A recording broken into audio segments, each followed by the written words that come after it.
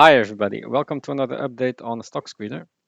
I couldn't help it, but I'm going to make another video about Pieridae. And a part of due diligence is to look at the balance sheet and especially the debt in this case, because this is a major concern for Pieridae shareholders. So let's take a look at the balance sheet.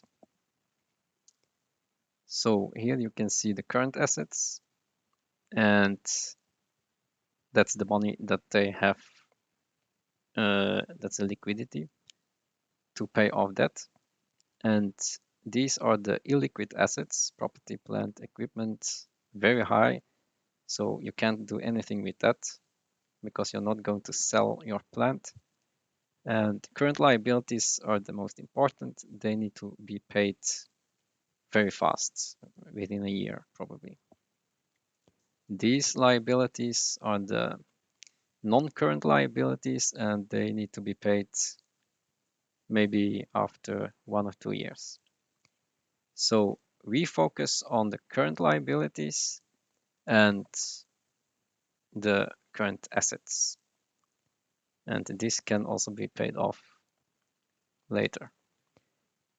So I have charted it out for you, so you don't need to do it anymore. And on this chart, you can see the yellow bars. So those are the current assets. So this here.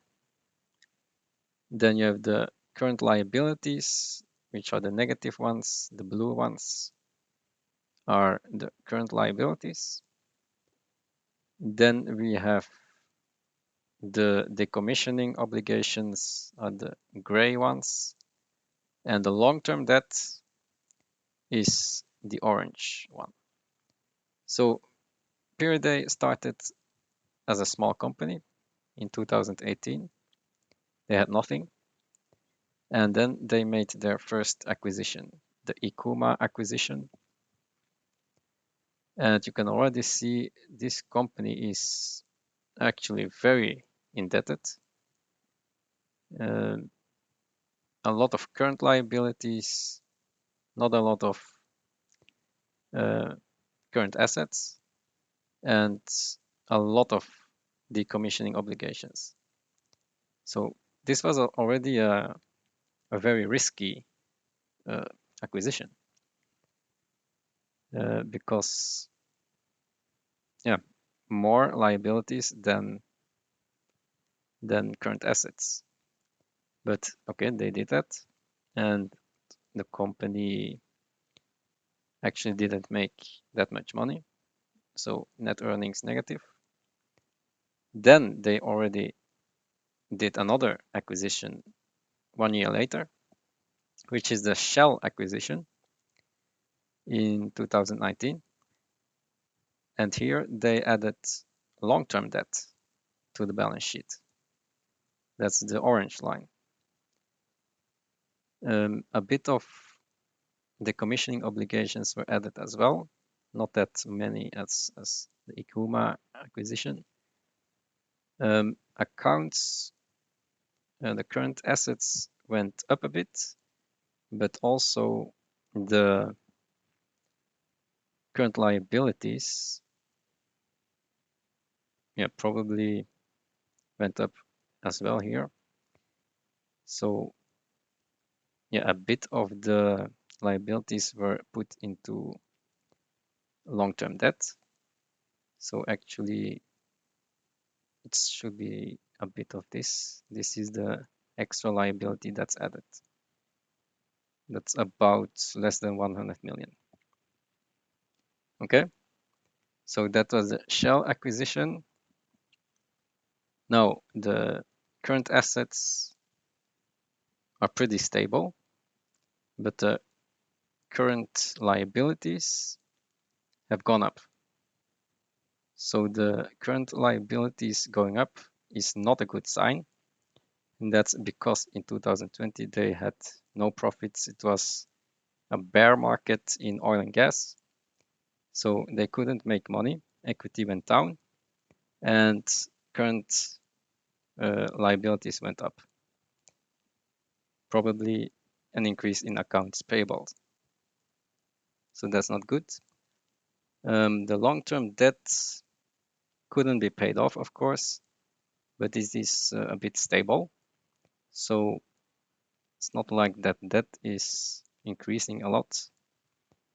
The decommissioning obligations, not that important because these are long-term things. You can wait a few years before paying that off.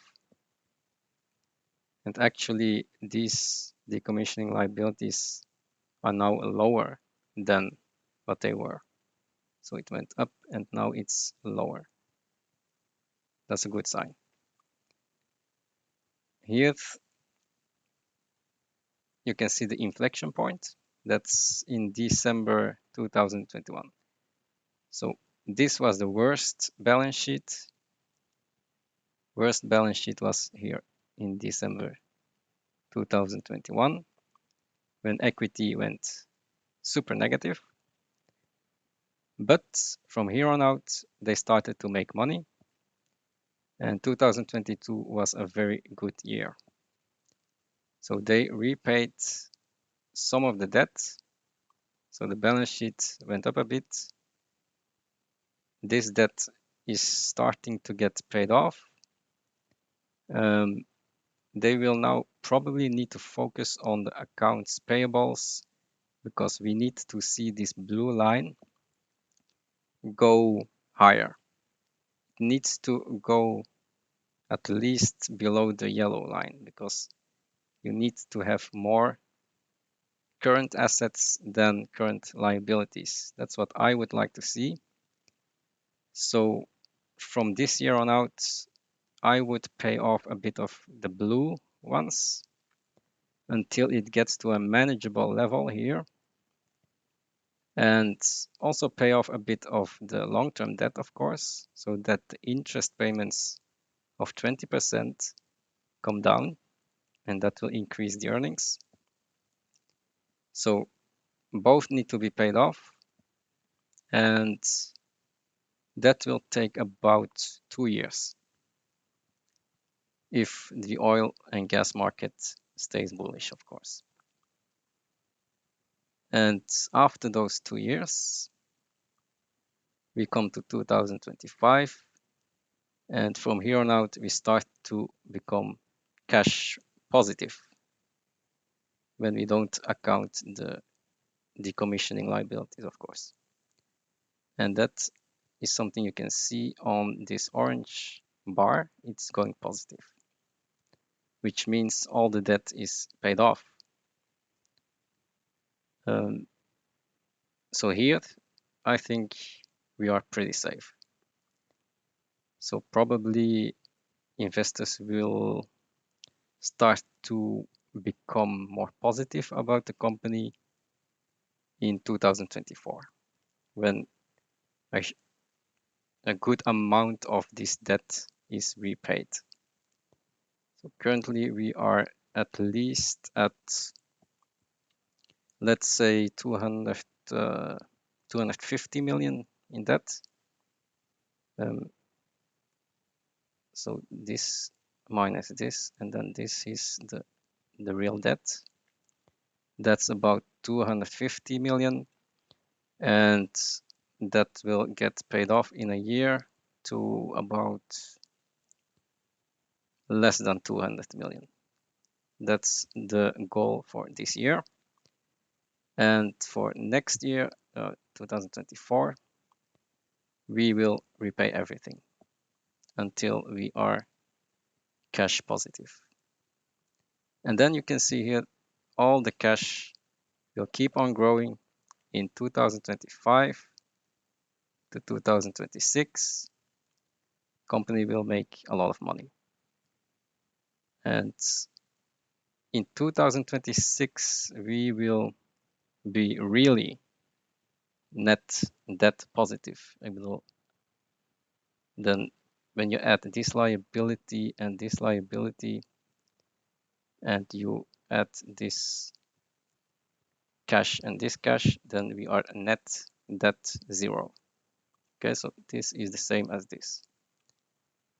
And that's the place where we want to be. Here we are net debt positive without the decommissioning liabilities. Okay, and that's a year earlier, 2025. So 2 important milestones, 2025, where we become cash positive without the decommissioning liabilities taken into account, and 2026, where we will be net debt 0 with everything into account. Okay, so that's our path forward. We need to have at least 1 good year in the oil and gas space, reduce the debt at least below the 200 million level, and then keep on reducing the debt until 2025. This is our target. So I think there's still 1 year of uncertainty, but after that year, investors should start getting in 2024. So we are a bit early. We take that risk, and the risk is that that oil and gas is going down, and that's the only risk that I see. If that happens, then this debt will probably not go up like this, but stay flat. And defaults can happen this way if the debt doesn't get paid back. So visualizing the debt is an important part of due diligence to give you an idea about the expectations and the path forward. Okay? And I'll see you in the next video.